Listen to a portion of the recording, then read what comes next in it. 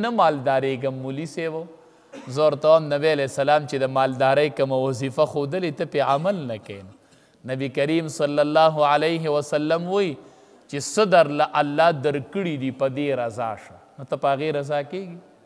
ته خو بل ته ګورې او د دومره وګټلې او د دومره وګټلې او دا به څه چل کېږي نو مړ به شي خو مالدار به نه شي او چې د الله په تقسیم صبر کوي چې ماله الله سره کړي دي دا پوره دي با تکن اغنى الناس ته به مالدار شي ته به ټوله دنیا کې غني شي غني خو په دې باندې عمل کوه نو نبی کریم صلی الله علیه وسلم ورته دا درې خبرې وفرمایلې وی په دې باندې عمل کوه دا مختصر نصیحت نبی کریم صلی الله علیه وسلم وفرمایل وی پنځه څیزونه د پنځو نه مخکې غنیمت وګڼئ پنځه څیزونه د پنځو نه مخکې غنیمت وګڼئ اول یې پکې وی ځواني غنیمت وګڼئ مخکې د بوډاوالي نه چې ځواني الله درکړې ده نو دا د بوډاتوب نه مخکې غنیمت وګڼه دا لوی غنیمت دی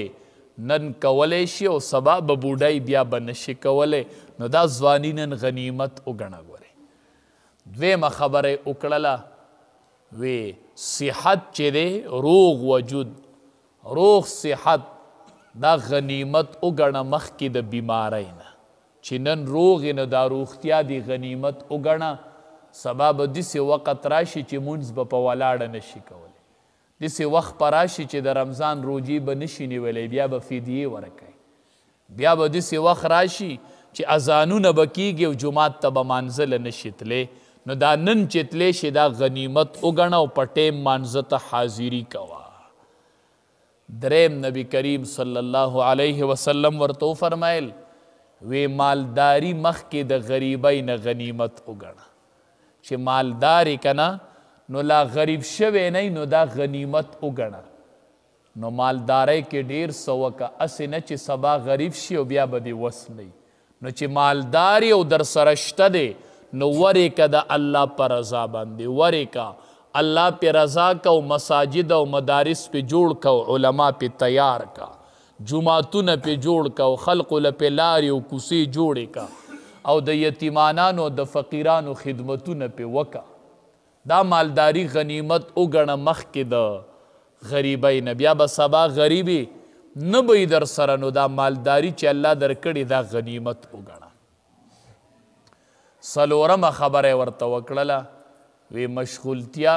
دا فراغت چې دی دا مخکې د مشغولتیا نه غنیمت وګڼه نن فارغي نو دا فارغتوب غنیمت وګڼه او د الله عبادت کوه سبا به داسې مشغوله شي چې بیا به درته د جمع د مانځه ټیم نه میلاویږي نو چې فارغ نو دا پراختیا مخکې د مشغولتیا نه غنیمت وګڼه پنځمه خبره یې ورته وکړله وی ژوند چې دی دا د مرګ نه مخکې غنیمت وګڼه ژوند د مرګ نه مخکې غنیمت وګڼه چې مرګ نه دی راغلی نو ژوند لوی غنیمت دی او چې مرګ راغی نو بس بیا خبره ختمه ګورې علماء لیکلی دی وی بهلول په لار کې ناسو دا بهلول چې دا ډیر هوښیار و ښه ډیر هوښیار خو د دنیا نه بې رغبته و نو خلقو به ورته بهلول وی نو دا بهلول چې دا یو ورځ په لار کې ناسو چا ورته وی بهلوله څه کوې وی د مخلوق روغه کومه د خالق سره مونږ مخلوق یو الله هم خالق دی وی د دې مخلوق روغه کوم د الله سره ډیله روغه کومه نو وی څنګه کامیاب شوې په روغه کې بهلوله وی نه په روغه کې ناکام شو وی څنګه وی ځکه ناکام شومه چې روغه اله کیږي چې دواړه طرفونه روغې ته تیاري نو اله روغه کیږي وی روغه کې ځکه ناکام شوم چې یو طرف روغې ته نه دی تیار وی بهلوله کم طرف روغې ته نه دی تیار وی نن الله روغې ته تیار دی خو دا مخلوق د الله سره روغه نه کوي الله روغه کوي خو مخلوق وی روغه نه کومه زه وامه ته به وایي چې څنګه الله روغه کوي حدیث مبارک کې راځي رب العالمین فرمایي وی چې کله بنده د یو ګناه نه توبه وباسي او ما سره روغه کوي چې توبه وباسي نو وایي دا ګناه چې دا زه د لاس خپو نه یېره کمه د هغې ځمکې په کوم ځای چې یې کړې د هغه ځای نه یېره کمه او د فرشتو نه هم یېره کمه دا بنده به د قیامت په ورځ زما مخې له راشي او ته د په ګناه باندې به یو ګواه هم نه نو روغه دکه نه ده دنیا کې تا نه چا سره بد کړي روغه کې ورشي نه هغه ټولې زړې خبرې به درته یادي دا دې کړي دا دې کړي دا دې کړي دا دې کړي دا غلطي دې کړې وه او دا